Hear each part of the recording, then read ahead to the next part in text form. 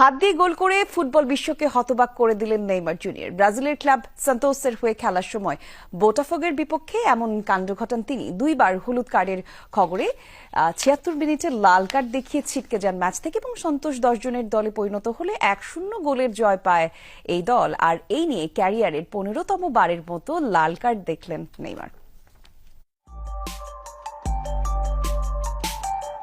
Diego ম্যারাডোনার সেই বিখ্যাত হ্যান্ড অফ গডের কথা মনে আছে? ১৯৮৬ বিশ্বকাপের কোয়ার্টার ফাইনালে ইংল্যান্ডের বিপক্ষে হাত দিয়ে একটি গোল করেছিলেন ম্যারাডোনা, কিন্তু রেফারি সেটিকে নজরে আনতে পারেননি।